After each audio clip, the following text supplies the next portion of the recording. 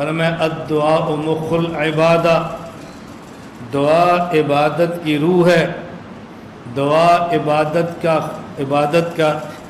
میں اصل ہے، دعا عبادت کا مغز ہے، دعا عبادت کا مغز ہے، یہ خلاصہ ہے۔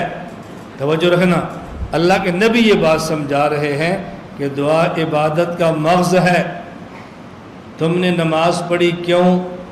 اللہ سے مانگیں، جب مانگنے کا وقت آیا، فرض نماز کے بعد دعا نہیں مانگنی تو نماز کیوں پڑھی ہے؟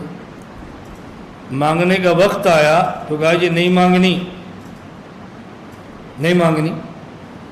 ایک آدمی پہلے بیت الخلاء جاتا ہے، طہارت حاصل کرتا ہے، پھر وضو کرتا ہے، پھر مسجد میں آتا ہے، پھر سنت پڑھتا ہے، پھر فرض کی انتظار کرتا ہے، پھر فرض نماز پڑھتا ہے، اور نماز کے بعد جب اللہ سے مانگنے اور اللہ کے دینے کا وقت آتا ہے یہ چلا جاتا ہے۔ کیوں؟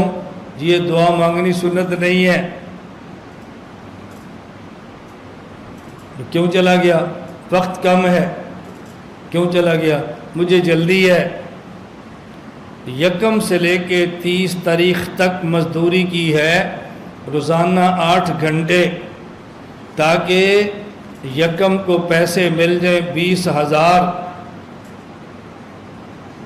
ماں انتظار میں ہے، بیوی انتظار میں ہے، بلات ان کے ہاتھ میں ہے، بجلی کا بل، گیس کا بل، آٹے کا بل، چینی کا بل، دودھ کا بل، بچوں کی فیسیں۔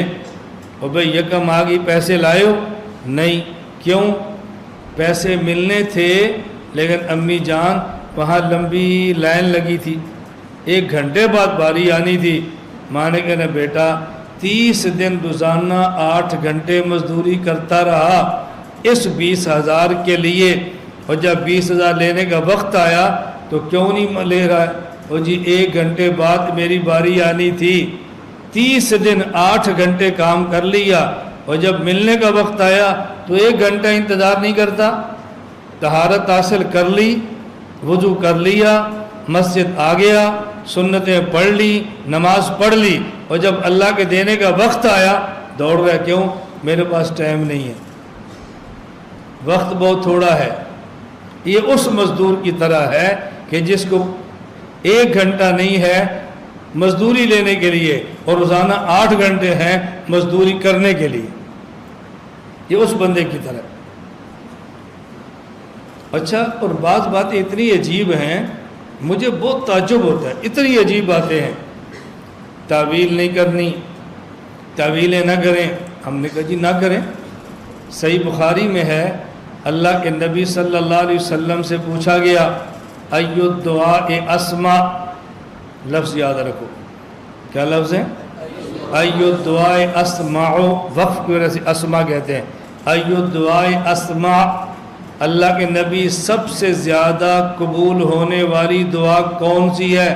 فرمایا دبر الصلوات المکتوبہ، فرض نماز کے بعد والی دعا سب سے جلدی قبول ہوتی ہے۔ ہم کہتے ہیں ثابت ہی نہیں ہے، کیا لفظ ہے؟ دعا۔ اچھا، جب حدیث پڑھیں گے نا لوگ اس کا جواب کیا دیں گے؟ اس دعا سے مراد ہے اذکار۔ ہم نے کہا یہ تعویل ہے جو جائز نہیں ہے، اور کوئی تم سمجھا بھی کرو، کوئی تمہیں سمجھ آ رہی ہے؟ اور جی امام ابو حنیفہ طویلیں کرتے ہیں، فقہاء طویلیں کرتے ہیں۔ میں نے کہا نہیں کرتے، ہم بھی نہیں کرتے، تم بھی نہ کرو۔ اللہ کے نبی سے پوچھا ایو الدعاء اسمع، سب سے زیادہ جلدی قبول ہونے والی دعا کون سی ہے؟ آپ نے فرمایا دبر الصلوات المکتوبہ، فرض نماز کے بعد والی دعا۔ لو بھئی دعا ہے فرض کے بعد؟ نہیں جی، اس دعا سے مراد ہے اذکار۔ ہم نے کہا تعویل نہ کرو، نہیں سمجھ آئی؟ تعویل نہ کرو۔ اب کیوں تعویل کی ہے؟ دعا کا معنی دعا ہی کرو نا، سبحان اللہ، الحمدللہ، اس کو ذکر کہتے ہیں، اس کو دعا نہیں کہتے۔ کیوں تعویل کرتے ہو؟ یہ کیا ہے؟ تیرا اور ہمارا تو جھگڑا ہی یہ ہے. تو نے کہا میں امام حنیفہ کو نہیں مانتا، میں تقلید نہیں کرتا کیونکہ وہ تعویلیں کرتے ہیں. تیرا میرا تو جھگڑا ہی یہ ہے. اب بتا اگر تعویل نہ کریں تیرا جنت میں جانا ثابت ہو سکتا ہے؟ کہا جی نہیں. اور میں بات سمجھ آ گئی ہے؟ کہا جی آ گئی. تھانی فرمایا میں اس لیے کہہ رہا تھا کہ تعویل نہ کرے تو تیرا جنت میں جانا ثابت نہیں ہو سکتا، تعویل کریں گے تو جنت میں جائے گا. تو جو تجھے گلہ امام حنیفہ پر تھا نا وہ تعویلیں کیوں کرتے ہیں، وہی گلہ ہمارا تیرے اوپر ہے، تو تعویل کیوں کرتا ہے؟ کہا جی حضرت مجھے بات سمجھ آ گئی. فرمایا جزاک اللہ، بہت اچھا وہ سمجھ آ گئی. آپ کو سمجھ آ رہی؟ مجھ سے ایک ساتھی نے مسئلہ پوچھا کہ مولانا صاحب ہم یہاں نماز پڑھتے ہیں اور فرض نماز کے بعد اگر ہاتھ اٹھا کے دعا مانگے تو فوراً لوگ کہتے ہیں بدعت ہے، یہ کہاں سے ثابت ہے، اس کا حوالہ دو. پھر میں نے کہا تم نے ان سے کہنا ہے جب کہیں نا تو یہ کہاں سے ثابت ہے، حوالہ بعد میں دینا تیرے بس میں نہیں ہے، تو مولوی نہیں ہے. ہم علماء کو وہ جواب دیتے ہیں جو علماء کی شان کے لائق ہے، اور غیر علماء کو وہ جواب سمجھاتے ہیں جو ان کی حیثیت کے مطابق ہے اور وہ جلدی آگے دے سکتے ہیں. میں نے کہا اس بندے سے کہنا ہے دیکھو بھی مسجد میں نماز ہوئی، 200 بندے نے امام کے پیچھے نماز پڑھی ہے، 50 بندے سلام پھیرتے ہی اٹھ گئے ہیں، نہ ذکر کی ہے، نہ دعائیں مانگی، نہ تسبیحات ہے، کچھ بھی نہیں ہے، اور میں ہاتھ اٹھا کر دعا مانگ رہا ہوں. تو مجھ سے پوچھ رہا ہے کہاں سے ثابت ہے؟ یہ جو 50 بندے بغیر ذکر کے باہر گئے ہیں تو ان سے کیوں نہیں پوچھتا؟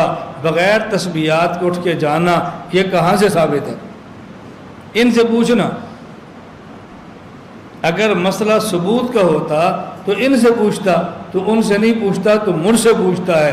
اس کا مطلب مسئلہ ثبوت کا نہیں ہے، مسئلہ ہم سے لڑائی کا ہے. بس آپ کو سمجھ آ رہی؟ الدعاء مخل، دعا عبادت کا مغز ہے. ہمارے احناف فقہا نے لکھا ہے کہ فقہ قرآن اور حدیث کا مغز ہے. فقہ قرآن اور حدیث کا مغز ہے.